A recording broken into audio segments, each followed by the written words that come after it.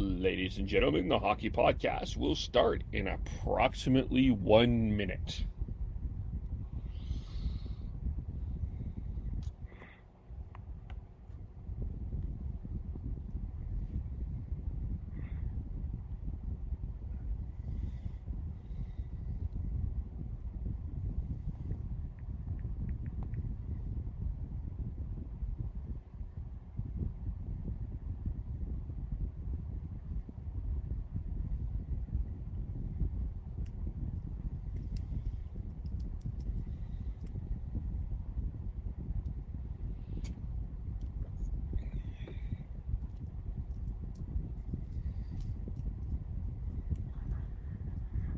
Tweet is sent. Let's go.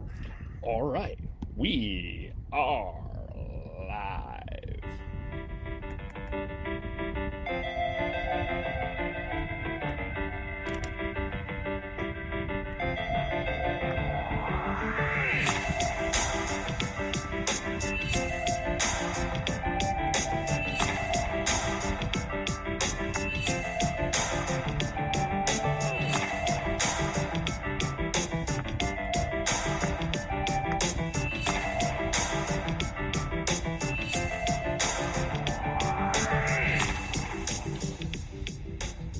Oh, what a difference 2 days make.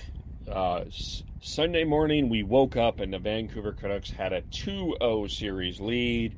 And now, as we wake up this morning on Canucks Breakfast, the series is tied at 2. And where are we in terms of the panic, the concern, etc., etc.? We will break that all down. Today on the Hockey Podcast, you can follow us on Twitter at podcast_hockey. You can, of course, you're listening live on Facebook, facebook.com, the Hockey Podcast. Subscribe on iTunes, Google, iHeartRadio, and Spotify. Joining us, you see the fine bearded face of Sean. Hello, Sean. How are you? Hello, Kevin. I'm all right. It's been, it wasn't the right outcome last night for us, but we're going to discuss it and hopefully figure out what we can expect from the Canucks on Wednesday, and when they can hopefully bounce back and regain the series lead. Yes. So I guess maybe, yes. So 2-0, 2-2.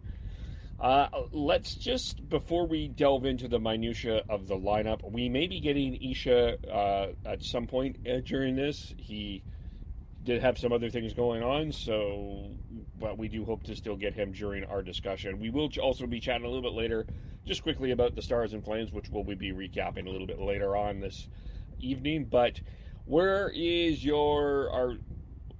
at this point, are you panicked? Are you concerned? Are you doomed? Where is your panic meter at this time? It's actually pretty low comparative to, I think, a lot of the Canucks fan base. I wanted this matchup. I felt no matter what the outcome was, it was the best for the Canucks long term. I'm still pretty confident on that. The last two games specifically have really been big examples of what playoff hockey can be and what playoff hockey has been trending towards of late. Big, strong teams, big physical teams, just wearing down small teams that aren't used to it and aren't built necessarily for it. And the Canucks are still in it. They're not getting run out of the arena. Yes, they're giving up a lot of shots, but they're still in the games. They lost in overtime in Game 3, and they lost 3-1 last night, and they get a couple calls the other way, or they score one of their power plays, and it's a completely different story, and the game could have been decided and gone the other way. And that's where it's at right now. And I don't think it's something that, yes, we want them to win and everything, but one of the things I think we're starting to see is how players are starting to figure things out. After the quick start from Bo Horvat, the Blues have really keyed on him, and he's having to fight through more but I don't expect him to lie down. I expect him to figure this out and learn. We're starting to see Elias Pettersson really step up here. The last 2 games, we finally started to see a little bit of 5-on-5 production from that line, and specifically Elias Pettersson, and that is something that the Canucks were desperately needing. And then, Quinn Hughes. I feel like every review we do, every recap we do, I'm gushing about him. He played almost 30 minutes last night. Yes, a couple really long shifts, but that's a team thing, not necessarily his fault. And the fact that Travis Green was willing to throw him back out there and not be afraid of playing him after that shows everything. And he still is one of the best players out on the ice, controlling the play, walking the line, creating offense, still defending decently well against a very big Blues team that can bully you at times, and they are. That's the one thing, is that the St. Louis Blues are bullying the Canucks at times, and because they're allowed to. They're getting away with a lot of sneaky, dirty tactics that they know they can, because it's playoffs. And whether you agree or disagree with however the standard of officiating changes, that's just what playoff hockey is now. And yes, during the games, I do rant and rave about the officiating and everything, but the Canucks had their chances. They had 6 power play opportunities to not score on 1. So you gotta take everything with a grain of salt here, and know that despite the fact that they just gave up a 2-game series lead, they're still in this. It's a best of 3. They just need to win 2 of the next 3, and they can move on. The series is still up for grabs. Yes, the Blues have a little bit of momentum here, but the series is still up for grabs. Win on Wednesday, and they're back. They've got their back in the driver's seat. They need to start outworking them, and they need some fresh legs, and they need to start they need to find a way to make this a track meet instead of a wrestling match. Yeah, let's let's add some realisticness to this as well. There will probably be only, if there is a sweep, there will only be one, and that's the Islanders and the Capitals. Even Colorado, who is far superior to Arizona in every which way possible, is not sweeping the Arizona Coyotes here. It's tough really to sweep. Even Vegas and Chicago, that did not turn out to be a sweep. So it's really hard to sweep other teams. So I think that's one way to look at it. Yeah, you have a 2-0 lead. It was not going to be an easy. We had this discussion on Saturdays, as if this was going to be a long series or a short series. And in Game 2, I did feel like the Canucks level was higher than the Blues level, but that's changed for sure. Mid to late Game 3, and for sure yesterday. And then also, you look at something like, these are not blowouts, and you did not blow a 2-0 lead and not get a shot in until way late into the third period, Carolina Hurricanes, right? So it's a matter of finding ways to make adjustments and just adjusting to what the battle is. And I guess one of the places that I do want to quickly get into is because he is facing some criticism, and he has 4 shots in this series, but I don't know. I'm not loving Brock Besser's game, but I'm not hating Brock Besser's game. I don't feel I'm not one that believes he's the reason they are not up 3-1 or the series isn't over. Is that a fair comment? It's a fair comment. I have actually liked a lot of Brock Besser's game in this series. He's not shooting as much as we want him to, and I think that's a fair criticism of his game. But the rest of it, I quite like. He's getting in them dirty areas. He's finding ways to win puck battles at times, and he's finding ways to produce and be a playmaker more than anything else now. Sorry about that. But yeah, I think his game is, it's not at the top level, but it's not horrible.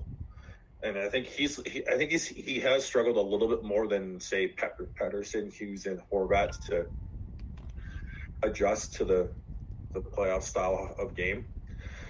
But he's still finding ways, and they're grinding it out. And I wouldn't be surprised if we see a game where he pops off for one or two in the next 2-3 games, depending on how long this series goes. I won't be surprised either way, honestly, but I feel like his game is close enough to be able to do that. And it's just, I feel like there's definitely a couple players that are squeezing their stick a little too tight, and Brock Besser's definitely one of them. Yeah, I mean, this is Brock Besser's. We've talked about this before a little bit, but this is Brock Besser's first playoff. So again, with all due respect to the Minnesota Wild, they are not the St. Louis Blues. The St. Louis Blues just play a tougher, tighter game when they're on, and he's going to need to adjust. But it's not that he's not engaged. I think it's one thing when you're struggling and not engaged. It's another thing when you're engaged, but you're just not finding it. Mm-hmm.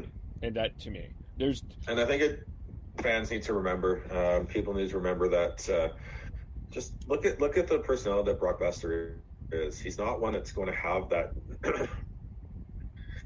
He's not one that's going to like be super rah and like in your face and chirping and getting up and being very emotional and dramatic. He's a very even-keeled, stoic person, and he plays that way too. Yeah.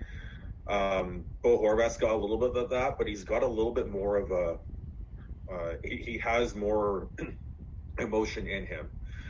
Quinn Hughes and Elias Pettersson both have a little bit more of a swagger to them.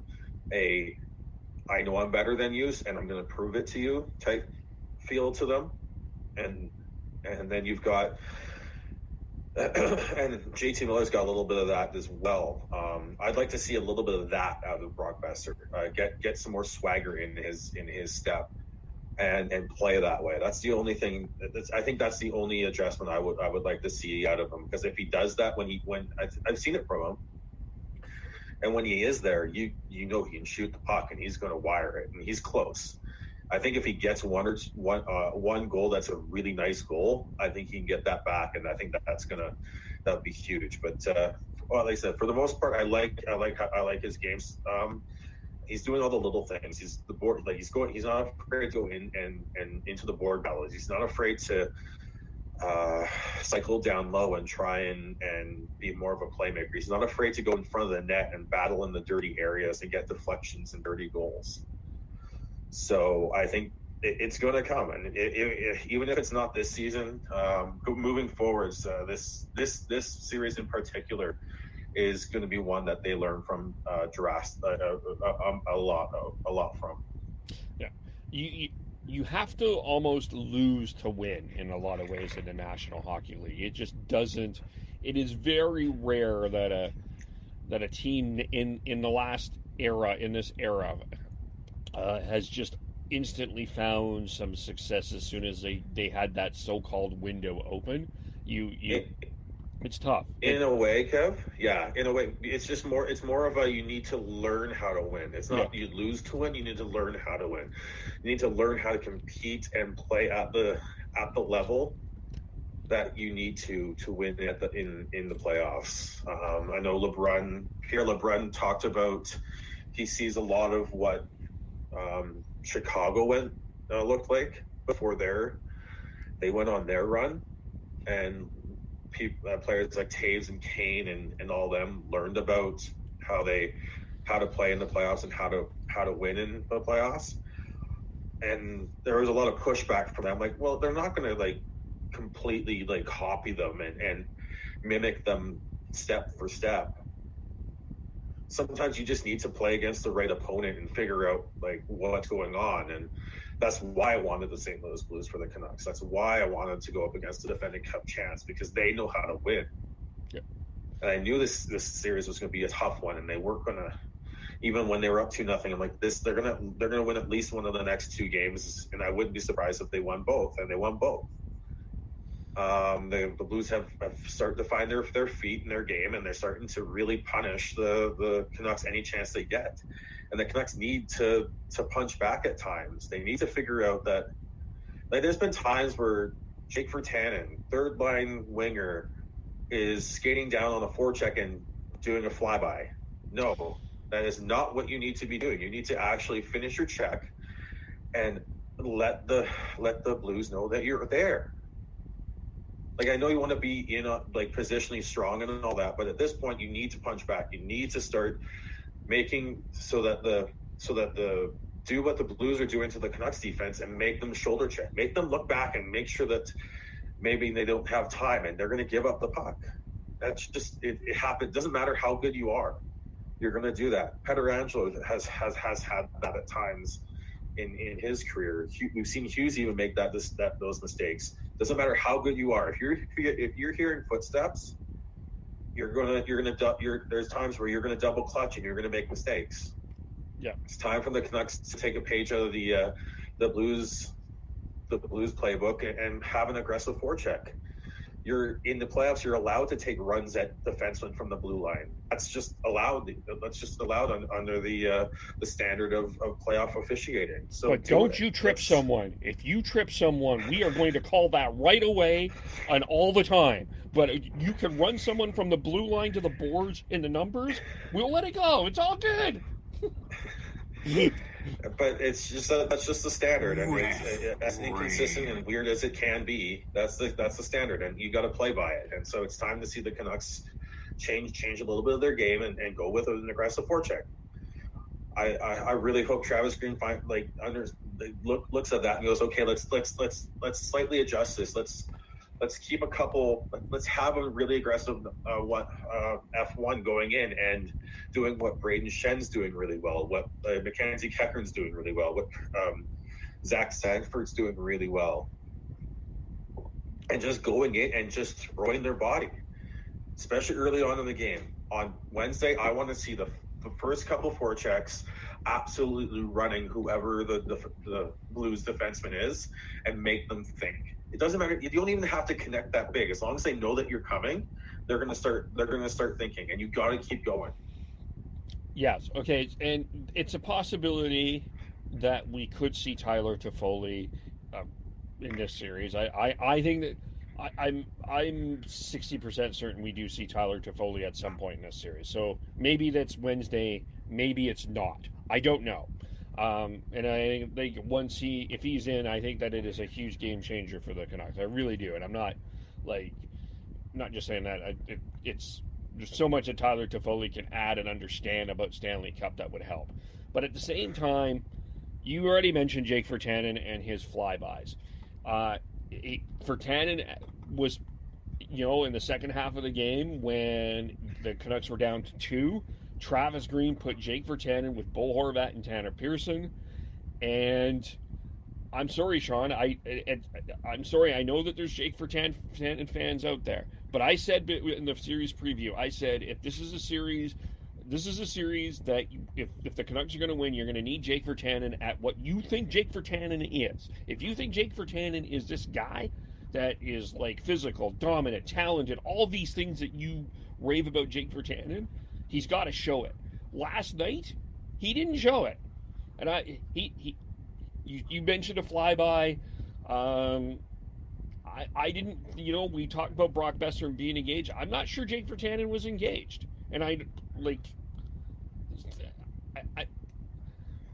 it's frustrating in a lot of ways because there's so for sure this talent. I'm not going to dispute that. It's just when the team has needed Jake Virtanen, he hasn't stepped up.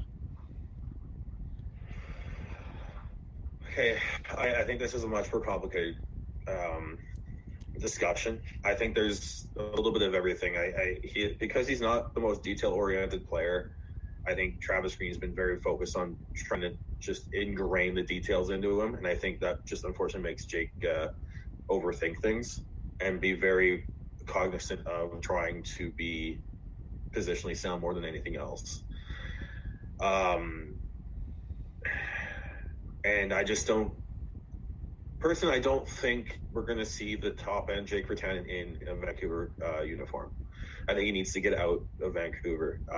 It's just the way I felt for a season or two here.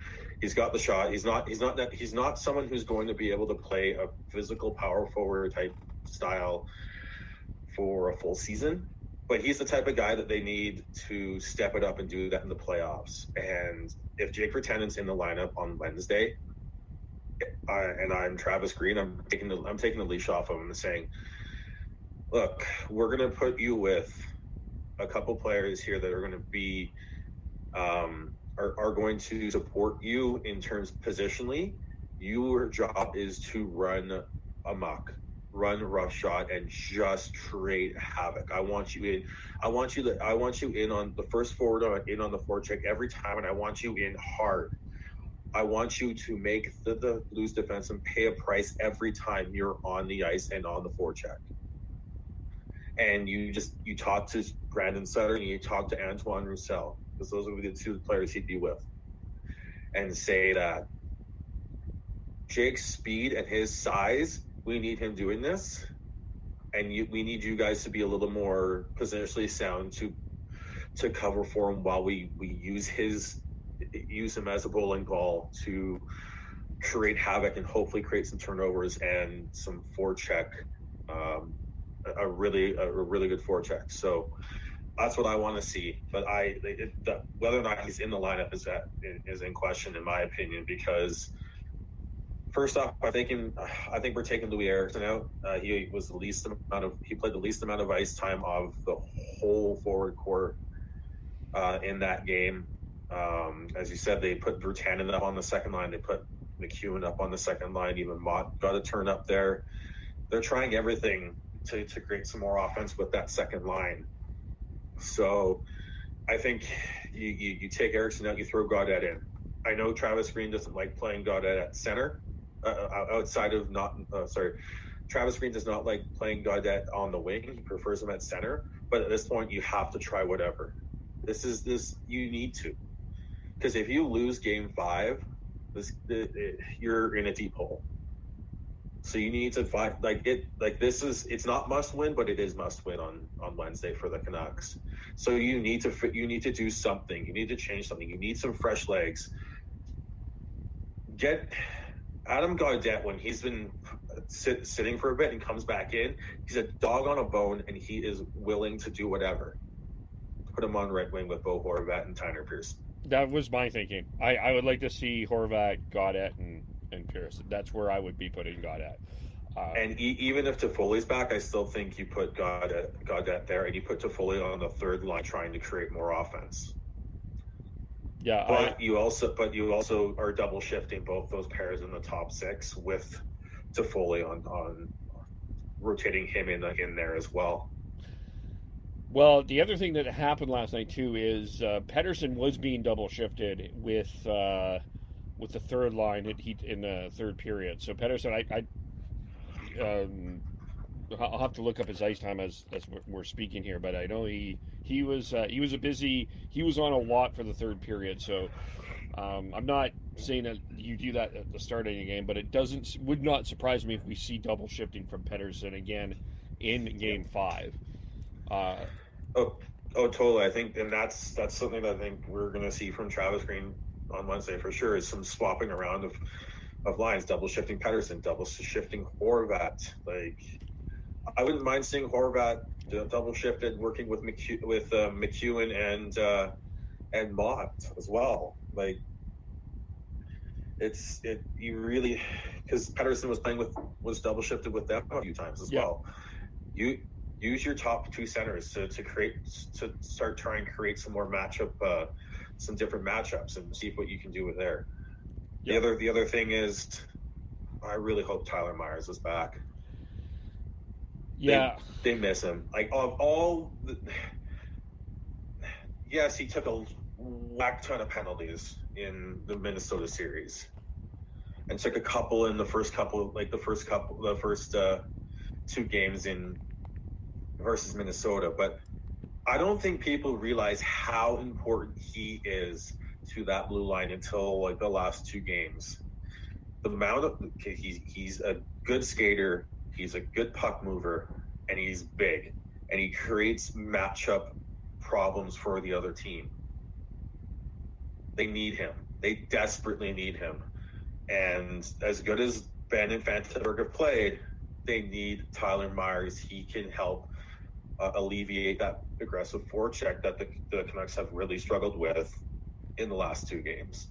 Yep, I 100% agree, and I think that one of the when we write you a bit, we do the debrief on the Canucks. One of the things that I think is going to be a fair topic is there was Tyler Myers took a lot of criticism over the year with his contract and his play, but you completely can see the difference with him not in the lineup and him in the lineup. I would like. Listen, I love Ryan O'Reilly. I think Ryan O'Reilly is a beast, and he's been a beast the last couple of games. I'm not going to dispute that, but his domination is much different with Tyler Myers in the lineup. It's no disrespect to Ryan O'Reilly. It's you're allowed to. You have a guy that I think can physically match. It has the ability to physically match him. O'Reilly's been a monster all series. He's just finally started to produce in the last couple of games. Yeah. So, yes, Myers can match up a little bit better to Ryan O'Reilly than some of the other defensemen the Canucks have, and maybe he keeps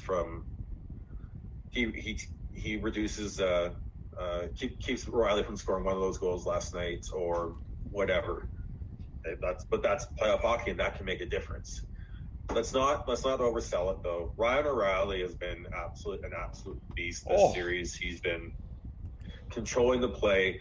Yes, he hasn't been, for the most part, he hasn't, up until last night, he hasn't really gotten the high quality chances. But if they've got the puck in the Canucks zone, the Canucks are able to score on the Blues, and that also takes a toll. So yeah, they do miss Tyler Myers, but let's put up. I'm not. Ryan O'Reilly's at another level here. Let me clarify that. I'm not saying that. I'm saying what I'm saying with Tyler Myers is it gives you a fighting chance in terms of size over Troy from Richmond, who we love. Troy from Richmond has done a good job, but Troy for Richmond in this series is partially because of size.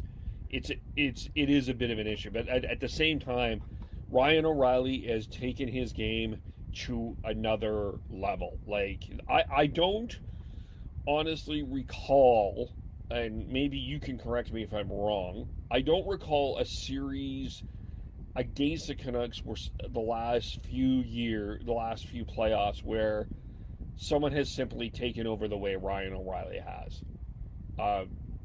Now, to be fair, it's been 5 years since the Canucks were in the playoffs, and but looking back, I don't recall someone doing what Ryan O'Reilly has done versus the Canucks recently. This has been one of those. It's a pretty special performance. It is. I was thinking as well. It takes a team, and it's still the St. Louis Blues team effort is in there. Like you halfway through the game when they had the Blues had one of their like extended shifts in the Canucks zone, you were almost gushing about the fourth line, but the reason the fourth line was able to make a big difference in that shift was the fact that Berube changed them halfway through that shift, and they were up against a very tired top line of the Canucks, like absolutely dogged tired, and the the fourth line on the Blues is big, and all they did was they just mucked in the corners and leaned on the Canucks until they were able to force their way out front a couple times. It wasn't pretty, it wasn't skilled, it wasn't anything special. It was just lean on them until they broke, and the Canucks didn't break, luckily, but they bent a few times, and it's time the Canucks. Like I said, I think this Canucks need some fresh legs, and hopefully, which is why they need Gaudette. If you want to go crazy, Justin Bailey. Sorry, Zach McEwen, I love you, but maybe it's time to get some big and speedy in there, and that's what Justin Bailey can be.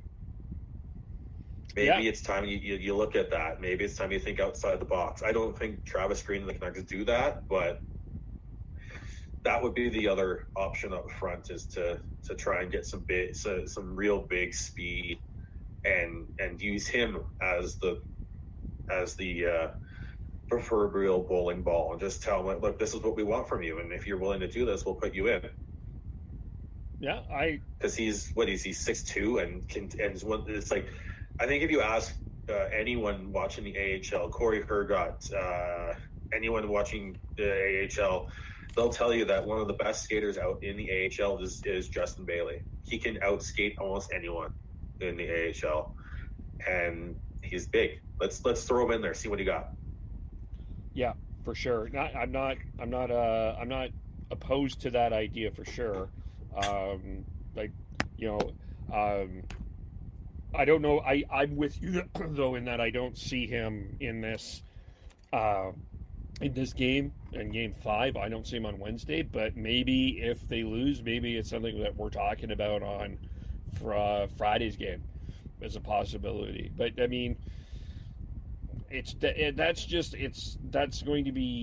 key. And the other thing with Gaudette, and Chris corrected himself, there's one power play goal with the second unit without Gaudette on it. At least you need to find a way for Gaudette to be on for the second power play. And yes, we've ran some refs, and Sean mentioned it already, but when you're 0 for 3 in the first period and you take 2 penalties, you're already in a back foot, and you either do one of two things, Sean. This is my theory. You either at some point you go full 2 minutes with your number one unit, or you got to bring back Adam Gaudette and make some adjustment on the second unit, because they were certainly not able to get much done last night.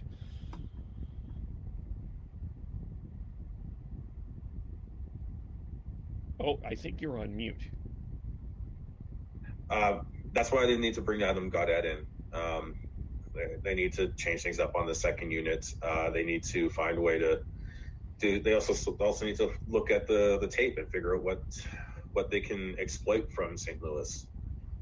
But what worked early in the series it doesn't seem to be open anymore. The Blues have shut that down. So maybe it's time to figure out what they can change and fix that. Because if 3 out of the 4 games, the Canucks have had significant power plays. Yep. And if they capitalize on 1 in the first period, different game. If they capitalized on 1 in the third period, different game. You can quibble all you want about the absolute bullshit call that Zach McEwen roughing the goaltender was, but the Canucks had their chances. Yep. They had 6 power plays, 7 power plays. I can't remember which one it was, but it's over. That's a lot. It's a lot, and they scored none. And I guess as much as I want to just start yelling and screaming about the refs because Kelly Sutherland and TJ Luxmore were absolutely horrible again, it wasn't their fault that the Canucks lost. Yeah. The Canucks shot themselves in the foot by not producing on the power play. They got the 5-on-5 control of the play for the most part when Patterson, Miller, and Besser were on the ice. They were able to create matchups that helped the Canucks create that for them. Yeah. They weren't able to do anything with it. So as much as Canucks fans want to blame the refs, as much as Canucks fans want to yell and scream into the abyss about the officiating, when you have 6 power plays, you don't score on any. That's the reason you lost, not the reffing. So in our chat, usually, if there's a ref yelling, we have Tyler who can kind of just bring us down. Yeah. And one of the things that he said, we'll just touch on this, and I do think that this is a really important point, is that you're looking around professional sports. I mean, even the NBA, there was a terrible ejection in one of the games yesterday as well. That you're looking at professional sports right now, there is ref issues all over the place. There were ref issues in the CFL. There are ref issues in the NFL. There are umpire issues in MLB. There are ref issues in the NBA. It's not inclusive to the NHL that there is ref issues. I will tell you, during games that I've called with the Greater Vancouver Canadians, there are ref issues as we are coming up. So it's not just one thing. There's a bigger issue that we don't have time to get into necessarily with the refs. But that's one thing that Tyler reminded yesterday is we're seeing it everywhere. Yeah, and that's why, as much as we want to rant and rave and throw massive toddler tantrums about, when you step back, take a deep breath, and look at what the reason why the Canucks lost, it wasn't the reffing. Yep. They need to figure out how to make that power play click again, because they're going to get their chances in game 5. They are.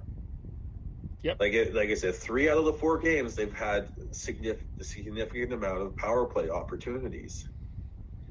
And if they can get 4 or 5 power play opportunities and produce on 1, 2 of them, they're putting themselves in a very good position to win the game. Yep. Especially if they can get them early and score early. Yeah. Yeah, if they get a jump, I think they can start dictating the game. And this is another area, as much as we talk about Adam Gaudette and what he means to the second power play, Tyler Myers is also a guy that is good on that second power play as well. And it's another area where the Canucks are missing Tyler Myers. I think the obvious answer in terms of replacement is when we're instantly thinking about this is Jordy Benn. But are you open to keeping Benn in the lineup for an Oscar Fantenberg? I am open to it. I wouldn't be surprised. I think it's a coin toss at this point. I think when you asked that question last night, I was pretty certain that they would just go with Benn, just swap Benn out for Myers if Myers can go. But when I looked back on it, like Fantenberg had that bad hit, and you have the. Then I looked at the time on ice, and Benn played more.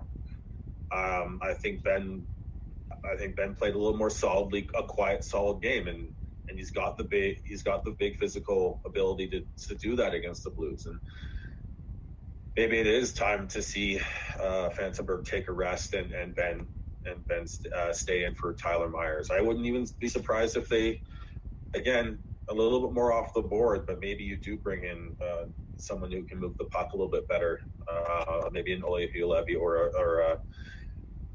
a Brogan Rafferty. I think that's a little more off the board, just like the Justin Bailey talk we had earlier, but who knows?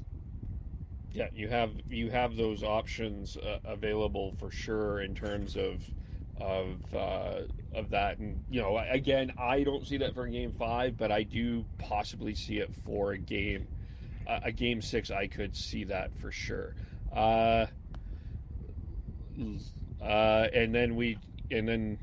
Oh, interesting. So, and then the Blues are going to be. I want to talk about a couple Blues very quickly here, but it looks like Vladimir Tarasenko could be returning.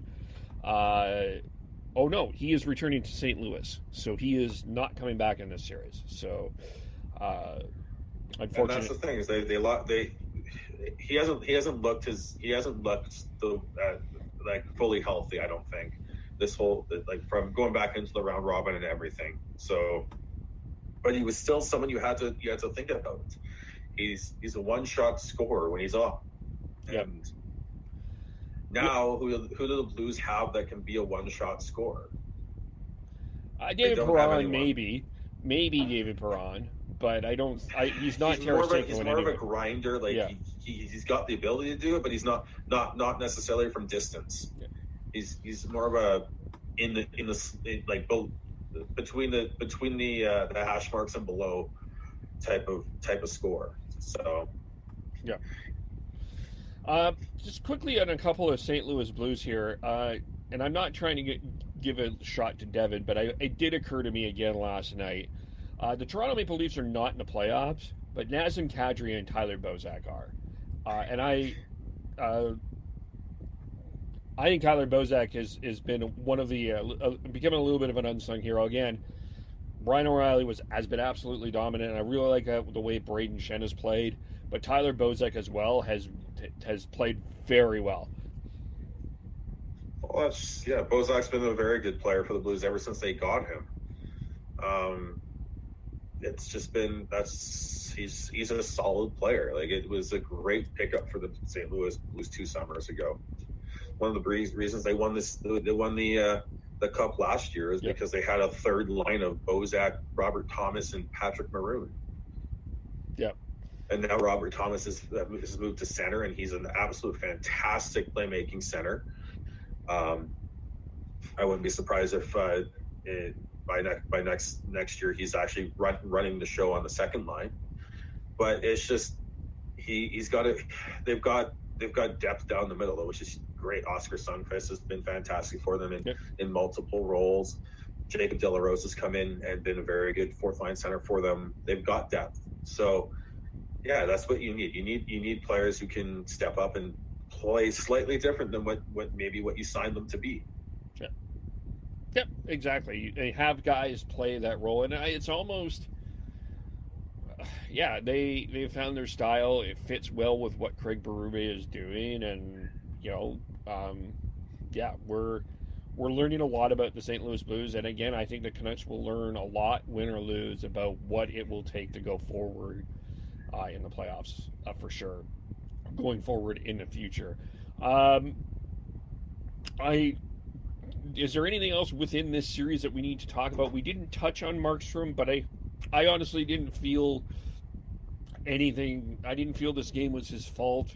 There wasn't much to say about Markstrom on my end. I don't know what you thought on that, but you're going with him all the way through. This was not on Markstrom. He played fantastic. He kept the Canucks in the game the whole, especially the second period. Yeah, they scored a few goals in the second period, but they were a couple goals in the second period. But one was a bank shot on the power play, and then the second one was an O'Reilly again on an absolute, like, how was Ryan O'Reilly that wide open and had that much time to actually make that backhand deep move?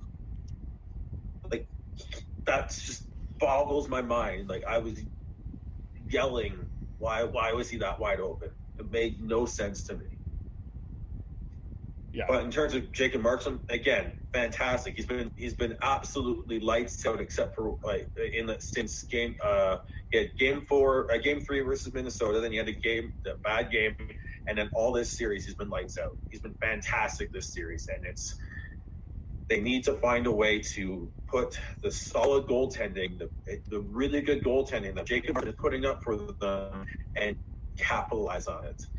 They need to find a way to get up to the Blues in terms of effort and in terms of being able to outsmart them and use what they're doing to their and turn it on them and use it to the Canucks' advantage. Yeah. There was a pad save he made in the second period. I think it was still, I want to say it was 2-1 at the time. Like, he kept them within one while they were scrambling around. And then it became 3-1, and then even in the early in the third, he made a couple of huge saves to keep it at two goals. So, yeah, I didn't want to really. Yeah, there's nothing on what Markstrom has done to me that can be blamed. But I always like to touch on all three aspects as we go through this. But and the other thing is the Canucks are making life way too easy for Jake Allen. They got into Binnington's face. That was one of the reasons they were able to chase Binnington after 2 games. In these last 2 games, it's been way too easy for Jake Allen. They have not gone into his face. They need to ignore that absolute bullshit call on Zach McEwen. I'll say it again. It was a bullshit call. It was a horrible call that made absolute no sense, that made, especially after David Perron's doing the exact same thing to Markstrom, and then you call that as absolute crap. But they need to put that behind them, go and do it again. And if they call him again, then you just run him. Because if you're going to take 2 minutes, you make it worthwhile. Like that's the type of mentality the Canucks need to have. If they get called for that another dinky little bullshit call like that, then you make sure that you pull a Corey Perry, freaking Chris Kreider, and accidentally fall hard onto Jake Allen. I don't care. This is the playoffs. The amount of sneaky, dirty stuff that the Blues have gotten away with. It's time for the Canucks to start playing that game. Yeah, no, hey, Louis DeBrusk would back you up. He said it last night. If this is how they call you, run the goalies. Like that, you're establishing, the refs already established that. So I'm not necessarily saying that's I totally understand where you're coming from on that, for sure. And that's. I would like to see more from Virtanen on that, or Roussel. Yeah, they got it. Like Jake Allen has had an easy couple of Sunday, Monday, easy days for Jake Allen, and I think they need to get only 10 shots after the first 2 periods last night against Jake Allen for the Canucks. So absolutely something they need to fix that for sure. In terms of this game, I think I've covered most of everything I want to talk to you about. Have you? Yeah, it's time for the Canucks to adjust their game. Elliot Friedman said it a few times. Sometimes it looks like you feel like you need to have one team for the regular season and another for the playoffs. You need to play one way for the regular season and play another for the playoffs. It's time the Canucks learn that. It's time the Canucks adjust it. It's time the Canucks start playing physical and start running into the Blues like the Blues are running into the Canucks. Yep. As we talked about Antoine Roussel, I wouldn't be he's had a couple little things. I think he's been in the same boat as Jake Virtanen. Just not seeing enough from him the last couple of games. Maybe he comes out. I would say Tyler Mott is the only one, and Tyler Mott, Jay Beagle, and Brandon Sutter are the only ones that are not in danger of being pulled out of the lineup, in my opinion, in the bottom 6. Both wings on the third line, Roussel and Virtanen, as well as Zach McEwen, could all be pulled in replacement for someone else. I could totally see that, and I would bat an eye. They have not been good enough. The Canucks need to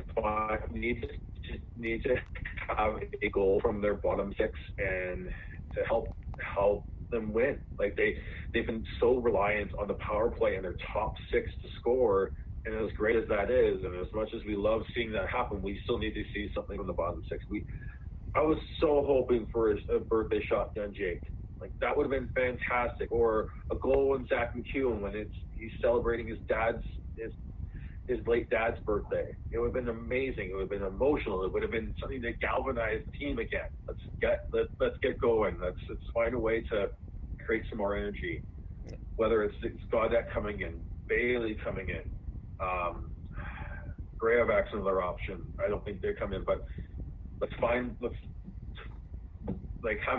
having Tyler Square come back in. If they can find a way to create some motion and create some fake momentum to build real momentum onto, that's what they need to do. They need someone to step up and start creating havoc and to say something to build some us versus them. So I think that's exactly what they need.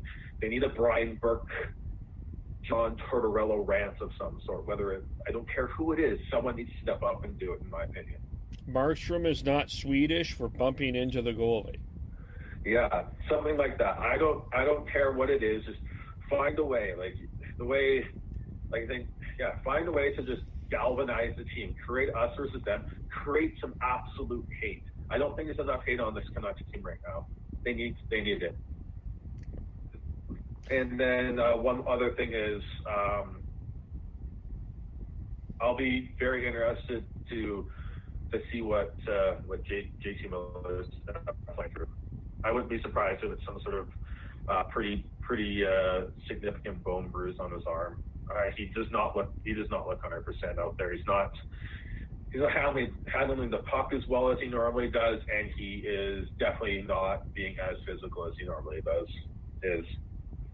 Yeah, we talked about that last night. He's hurt a little bit for sure. And that's he's still finding a way to produce. He's still finding a way to be very effective. It's just they need more from him, and they need more from everyone. And it's time that the whole team steps up. At this point, it's you leave it all out on the ice on Wednesday, and if you win, you can ride the high through to Game 6. Leave it all on the ice on Game 5. Let's go. All right. Speaking of leaving it all on the ice, this leads us to our Flame Stars conversation, and and for me, we'll just quickly touch on this. We will be recapping the game after the game today. We'll be back. There'll be Dan. There'll be Matt. There'll be Devin. There'll be Sean. There'll be I. But I'm going to say this. I'm not trying to overstep this, but this is a Flame. The Flames fans. We sit here and we have laughed at the Oilers, but here is the reality of the situation. Both organizations in the 2000s, one Stanley Cup final appearance, one other round that they've been able to move forward on. That's it. That's all. As kids are going back to school here or starting their post-secondary or turn the age of 18, if you have been a Calgary Flame follower, you were way too young to remember the Stanley Cup final, and you've seen one playoff round win. This is, I'm not trying to be drastic here, but this is put up or shut up time tonight for the Flames, this afternoon for the Flames. We've had the wasted Iginla Kiprusoff years. We've been waiting about this Monahan Gaudreau group. I understand it's much different than what we're seeing in Vancouver, where they're probably a bit more of a significant underdog, and we're seeing a team kind of growing here. We've had expectations on this Flames team. This is a team last year that blew a huge opportunity, being a number one seed in the Western Conference. They've got to step up tonight. It is that simple. It's to me this game is going to determine a lot of where the Calgary Flames go in the 2020s. If this is your core, if this is what you believe in, we need to see it. Flat out. We need to see it today. If we don't, there has to be changes. Yes. For the Flames to win tonight, they need a big game from Rasmus Andersson. Flat out. They need him to be someone who can go out. You can rely to go out there, make smart plays, and be physical. He has not been physical enough this series.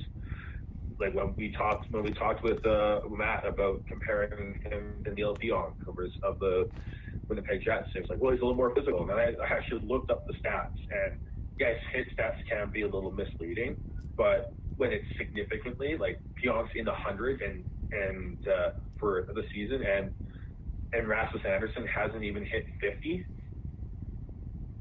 Like, I think it's around that. I can't remember exactly, but it was significantly different. I'm like, okay, that says something. He needs to be more physical. He needs to be better. He needs to be able to control the Dallas Stars forwards. He needs to shut Joe Pavelski and Corey Perry up. Like he needs. Yeah.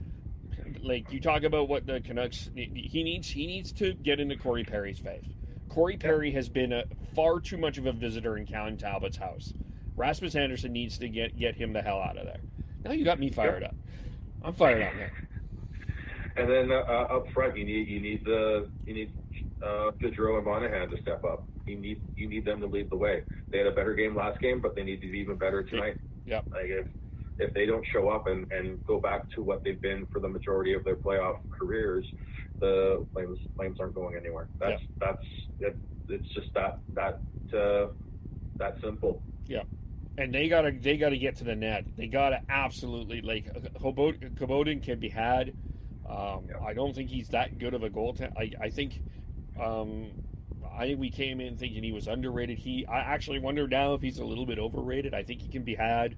I think you can disturb him, and I think you can be able to create opportunities there. And they've got to do it. If this is the game that we're going to know where the Flames are going. And I'm not trying to overstate this because this is still a 2-2 series, but I think if they lose tonight, I think this is my opinion. They lose tonight, they're losing Thursday. If they win, I think they can win the series. I'm not sure if it will go 6 or 7, but to me, I think the winner of this game wins the series. Is my unofficial prediction. Official? That's my prediction in the Canucks series as well. Whoever wins Game 5 wins the series, and you got to step up. It's time to don't forget about the previous 4 games, but learn from them. Know what you need to do to get better, and then just put them out of your mind and just go out and play. Give it your all. Leave it out all out on the ice. You know St. Louis is going to do that. You know Dallas is going to do that. Absolutely. Whether or not the Flames and the Canucks can do that, that's the question we don't know. We don't know the answer to. Fair enough. But we will leave it there. We thank you for stepping up and listening to the Hockey Podcast. We will be back again this afternoon after the Calgary Flames and Dallas Stars Game 5. We will have Dan, Matt, Devin, Sean, and I will chat and recap that. Then we will be back again Thursday morning. Bryce Chevalier will be joining us, scheduled to join us to recap Game 5 of the Blues and the Canucks, and so we'll be back for that. And then we will be recapping. I'm not sure the time of the Flames Stars game, so I don't know what the Game 5 recap will be for that. We're on TBD. We're TBD the rest of the way with both of these series. So in terms of times, I know Wednesday night's the late game is going to be the late game, but I'm not sure what's going on the rest of the way yet. So, yeah. Were you saying something? Oh, it's Game 6 that we don't know about yet for both. Both teams. Yeah, Game 6 we don't know the time. Yeah. So we're TB. So we are a little bit TBT as we go through this. But Sean, how do we follow you? I am BeardyConnect03 on Twitter. All right, and then Heidi, Heidi, shout out to you. Thank you for allowing us to rant while you're at work. Heidi Maysballs at Twitter. Schneid's SCHNEIDZ. Devin is GordHowe09. Tyler is T Noble. Podcast_hockey. Subscribe on iTunes, Google, iHeartRadio, and Spotify. Like us on Facebook. See us on YouTube. And thanks everyone, and we will talk to you all literally very soon.